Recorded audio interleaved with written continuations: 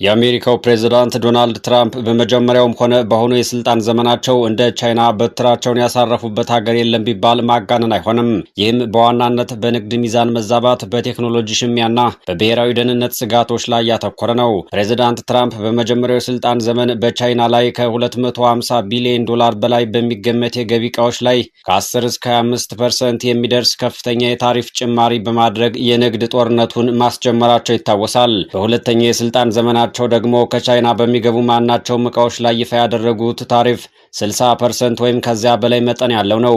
ይህ የቻይናን አቅም ለማዳከም ያለመ ነው በሚል ይታማሉ። በዚህም ምክንያት በሁለቱ ሀያላን ሀገራት መካከል ከፍተኛ የንግድ ጦርነት ተቀስቅሶ እንደነበር ይታወሳል። እሳቸው ግን ከፍተኛ ታሪፍ መጣል ቻይና ወደ ድርድር ጠረጴዛ እንድትመጣና እንደ ግብርና ምርቶች ያሉ የአሜሪካ ሸቀጦችን በብዛት እንድትገዛ ለማስገደድ እንደ ትልቅ ዲፕሎማሲያዊ መሳሪያ ያገለግላል ብለው ያምናሉ። ፕሬዚዳንት ትራምፕ የቻይና የቴክኖሎጂ ኩባንያዎች ለአሜሪካ ደህንነት ስጋት ናቸው በሚል የ5G ቴክኖሎጂና ሌሎች ምርቶች ላይ ጥብቅ እገዳ ጥለዋል። ቻይና ከፍተኛ ጥራት ያላቸውን የኮምፒውተር ቺፖችንና የቺፕ መስሪያ መሳሪያዎችን ከአሜሪካ እንዳታገኝ በማድረግ የቴክኖሎጂ እድገቷን ለመግታት ጥረት አድርገዋል። አሜሪካውያን በቻይና ወታደራዊ ተቋማት ላይ ግንኙነት አላቸው በሚባሉ ኩባንያዎች ውስጥ ገንዘባቸውን እንዳያፈሱ የሚከለክሉ የፕሬዝዳንታዊ ትዕዛዞችን አስተላልፈዋል። የቻይና ኩባንያዎች በአሜሪካ የገንዘብ ገበያ ላይ ያላቸው ተሳትፎ ግልጽነት እንዲኖረውና ጥብቅ ኦዲት እንዲደረግባቸውም ጫና አሳድረዋል። ቻይና የአሜሪካን ቴክኖሎጂዎች በስርቆት ወይም በግዳጅ ታስወጣለች በሚል ሴክሽን 301 የተባለውን የምርመራ ውጤት መሰረት በማድረግ ከፍተኛ ቅጣትና ጫናዎችን አድርገዋል።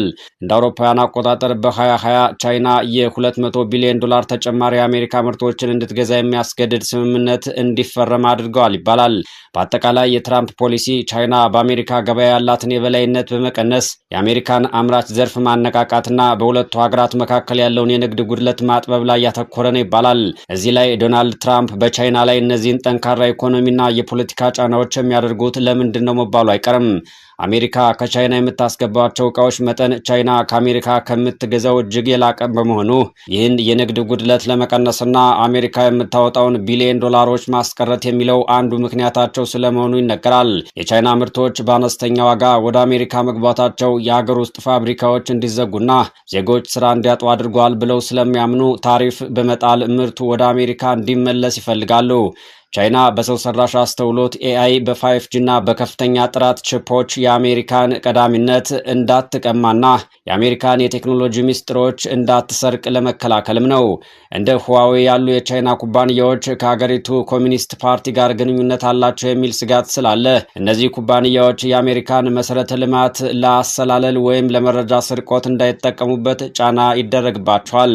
የቻይና መንግስት ለራሱ ኩባንያዎች የሚሰጠው የገንዘብ ድጋፍና የአሜሪካ ኩባንያዎች ቻይና ውስጥ ሲሰሩ ቴክኖሎጂያቸውን እንዲያጋሩ የሚደረገው ግፊት ፍትሐዊ አይደለም የሚል አቋም ስላላቸው ነው ይባላል። በዋናነት ቻይና በኢኮኖሚ እየጠነከረች ስትመጣ ያላት ወታደራዊና ዲፕሎማሲያዊ ተጽዕኖ ስለሚጨምር አሜሪካ በዓለም ላይ ያላትን ብቸኛ ልዕለ ኃያልነት ለማስጠበቅ የታለመ ጫና ነው።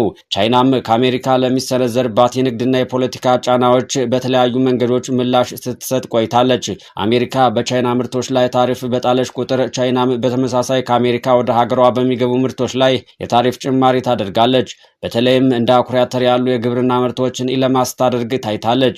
በአሜሪካ ባለስልጣናትና የጦር መሳሪያ አምራች ኩባንያዎች ላይ የጉዞና የንግድ እገዳ በመጣል ምላሽ ትሰጣለች። ከአሜሪካ ጋር ያለው ግንኙነት ሲሻክር ቻይና ከሩሲያ ከአውሮፓና ከታዳጊ ሀገራት ጋር ያላትን የንግድ ትስስር በማጠናከር በአሜሪካ ላይ ያላትን ጥገኝነት ለመቀነስ ትሞክራለች። የአሜሪካ እርምጃዎች የዓለም አቀፍ የንግድ ሕግን የጣሱና የበላይነትን የመጫን ሙከራዎች ናቸው በማለት በዓለም የንግድ ድርጅቶች በኩል ክሶችን እና ተቃውሞዎችን ታቀርባለች። በአጠቃላይ ቻይና የምትከተለው ስልት የአሜሪካን ጫና በዝምታ ከመቀበል ይልቅ ለእያንዳንዱ እርምጃ ተመጣጣኝ ምላሽ መስጠት የሚል ነው። የሆነ ሆኖ በቻይናውያን ዘንድ ለዶናልድ ትራምፕ ያለው አመለካከት የተደበላለቀና እንደየሁኔታው የሚቀያየር ነው ማለት ይቻላል። ትራምፕ በቻይና ምርቶች ላይ የጣሉት ከፍተኛ የታሪፍ ጭማሪና በቴክኖሎጂ ኩባንያዎች ላይ የደነገጉት እገዳ በቻይና ኢኮኖሚ ላይ ጫና ይፈጥራል። ይህም በብዙ ቻይናውያን ዘንድ አገራቸውን ለማዳከም እንደሚሰሩ ተደርገው እንዲታዩ ያደርጋቸዋል። የሚገርመው ግን አንዳንድ ቻይናውያን ትራምፕን በፌዝ መልክ ቺጂያንጉዋ ወይም አገርን ለመገንባት የሚረዳ ብለው ይጠሯቸዋል። ይህም ትራምፕ በአሜሪካ ላይ የሚያሳድሩት ጫና፣ የሚፈጥሩት ፖለቲካዊ አለመረጋጋት በተዘዋዋሪ ቻይና እንድትጠነክርና የአሜሪካን ዓለም አቀፍ ተጽዕኖ እንድትረከብ መንገድ ይከፍታል ከሚል እምነት የመነጨ ነው። አንዳንድ የቻይና የንግድ ማህበረሰብ አባላት ትራምፕ እንደሌሎቹ የአሜሪካ ፖለቲከኞች በዲፕሎማሲያዊ ቃላት ከመሸፈን ይልቅ የሚፈልጉትን ነገር በተለይ ገንዘብና ንግድ ላይ በግልጽ መናገራቸውን እንደ ጥሩ ጎን ያዩታል። ከእርሳቸው ጋር መደራደር ይቻላል የሚል አመለካከት ያላቸው ወገኖችም አሉ። የቻይና መንግስታዊ ሚዲያዎች ትራምፕን በተለይም በንግድ ጦርነቱ ወቅት እንደ ግርግር ፈጣሪና የዓለምን ሰላም የሚያውኩ አድርገው ሲያቀርቧቸውም ነበር። በአጠቃላይ እንደ መሪ ተወዳጅ ባይሆኑም ለቻይና እድገት ባለማወቅም ቢሆን አጋጣሚዎችን የሚፈጥሩ ሰው ተደርገው የሚያያቸው ቻይናውያን ቁጥር ቀላል አይደለም። የሆነ ሆኖ አሁን ላይ የፕሬዚዳንት ዶናልድ ትራምፕ የቻይና ጉብኝት ዓለም አቀፍ መነጋገሪያ ሆኗል። ጉብኝቱ በሁለቱ ሀገራት መካከል ያለው ግንኙነት እጅግ በሻከረበት በዚህ ወቅት መከናወኑ ትልቅ ፖለቲካዊና ኢኮኖሚያዊ ትርጉም አለው።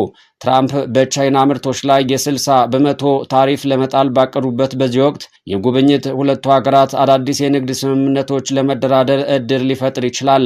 ይህም የገበያ መረጋጋትን ሊያመጣ ይችላል ነው የሚባለው። አሜሪካ በቻይና የቴክኖሎጂ ኩባንያዎች ላይ የጣለችው እገዳና የቺፕ ምርት ገደብ ለቻይና ትልቅ ራስ ምታት ሆኖ ቆይቷል። ጉብኝቱ በእነዚህ ስሱ ጉዳዮች ላይ ቀጥተኛ ንግግር ለማድረግና ምናልባትም የተወሰኑ እገዳዎችን በማላላት ፋንታ ቻይና ሌሎች ጥቅሞችን እንድትሰጥ ለማድረግ መድረክ ሊሆን ይችላል። ትራምፕ በግልጽነት መደራደርን የሚመርጡ መሪ በመሆናቸው ከቻይናው ፕሬዝዳንት ሺ ጂንፒንግ ጋር የሚያደርጉት ቀጥተኛ ግንኙነት በሁለቱ ሀያላን ሀገራት መካከል ያለውን የተካረረ ፉክክር ወደ ቁጥጥር የሚደረግበት ድርድር ሊቀይረው ይችላል። የአሜሪካ ኢንቨስተሮች በቻይና ወታደራዊ ተያያዥነት ያላቸው ኩባንያዎች ላይ ገንዘብ እንዳያፈሱ ተከልክለው ቆይተዋል። ይህ ጉብኝት በሁለቱ ሀገራት የፋይናንስ ገበያ መካከል ያለውን ጥርጣሬ ሊቀንስ ይችላል ተብሎ ይገመታል። በሌላ በኩል ጉብኝቱ ስምምነት ሳይደረስበት ቢቀር ትራምፕ ይበልጥ ጠንካራ የሆኑ እርምጃዎችን ለምሳሌ ከፍተኛ የታሪፍ ቅጣቶችን ለመውሰድ እንደ ምክንያት ሊጠቀሙበት ይችላሉ።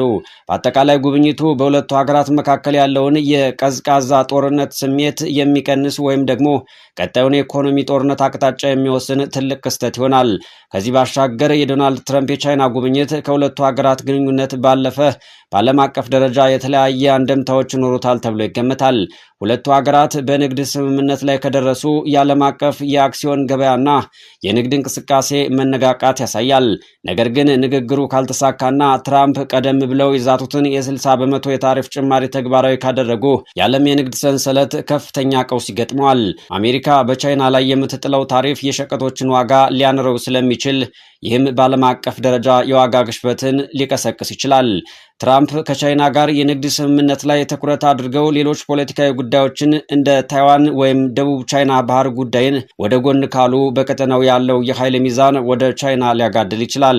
አሜሪካና ቻይና ግንኙነታቸውን ካሻሻሉ ቻይና ከሩሲያ ጋር ያላትን ጥብቅ ወታደራዊና ኢኮኖሚያዊ ትብብር እንድትቀንስ አሜሪካ ጫና ልታደርግ ትችላለች። ጉብኝቱ በቴክኖሎጂ እገዳዎች ላይ መፍትሄ ካላመጣ ዓለም በሁለት የቴክኖሎጂ ጎራዎች ማለትም የአሜሪካና የቻይና መስመር የመከፈሏ ሂደት ይፋጠናል። ይህም ለታዳጊ ሀገራት የትኛውን ቴክኖሎጂ መምረጥ እንዳለባቸው የፖለቲካ ውሳኔ እንዲያሳልፉ ጫና ይፈጥራል።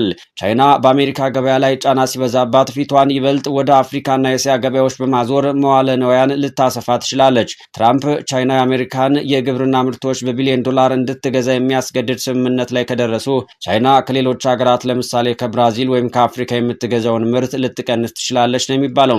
በአጠቃላይ ጉብኝቱ የዓለምን ኢኮኖሚ አቅጣጫ የሚወስን ሲሆን ውጤቱ ወይ ወደ ትብብር ወይ ደግሞ ወደ ተባባሰ የንግድ ጦርነት የሚያመራ ይሆናል ተብሎ ተገምቷል። የሆነ ሆኖ ፕሬዝዳንት ትራምፕ በቻይና የሚኖራቸው ቆይታ 3 ቀናት የሚፈጅ ነው። በቅርቡ የወጡ ዘገባዎች እንደሚያሳዩት ቻይና ዶናልድ ትራምፕን ለመቀበልና ስምምነት ባይኖር ሊሰነዘርባት ለሚችለው የኢኮኖሚ ጫና ምላሽ ለመስጠት ተዘጋጅታለች ነው የተባለው። የጉብኝቱ ዋናውና ትልቁ ክፍል ከቻይናው ፕሬዝዳንት ሺ ጂንፒንግ ጋር የሚደረገው ቀጥተኛ ውይይት ነው። እዚህ ላይ በንግድ ስምምነትና በጂኦፖለቲካዊ ጉዳዮች ላይ ይመክራሉ። የቻይና የንግድ ሚኒስቴርና የኢኮኖሚ ፖሊሲ አውጪዎች ከትራምፕ የንግድ ልዑካን ጋር ዝርዝር የንግድ ስምምነቶችን ለምሳሌ የግብርና ምርቶችን መግዛትን በተመለከተ ይደራደራሉ። ቻይና ውስጥ ከሚንቀሳቀሱ የአሜሪካ ኩባንያዎች መሪዎች ጋር በመገናኘት በሀገራቱ ስላለው ኢንቨስትመንት ከባቢ ሁኔታም ሊወያዩ ይችላሉ። ይህ እንዳለ ሆኖ ውይይታቸው መልካም ነገር ካልተገኘበት ትራምፕ ሊጥሉ የሚችሉትን ከፍተኛ የታሪፍ ጭማሪ ለመቋቋም ቻይና በተለይም ከአሜሪካ በሚገቡ የግብርና ምርቶች ላይ ተመሳሳይ የታሪፍ ቅጣት ለመጣል ዝግጅት እያደረገች ነው ተብሏል። የቻይና ባለስልጣናት ትራምፕ በድርድር ወቅት ሊያነሷቸው የሚችሏቸውን የንግድ ሚዛንና የአእምሯዊ ንብረት ጥበቃ ጉዳዮችን አስቀድመው በማጥናት የመከላከያ ነጥቦቻቸውን አዘጋጅተዋል። በአጠቃላይ ቻይና ጉብኝቱን እንደ መልካም የድርድር አጋጣሚ ብታየውም ለከፋው የኢኮኖሚ ጦርነት ግን ራሷን እያዘጋጀች እንደሆነ ዘገባዎች ይጠቁማሉ።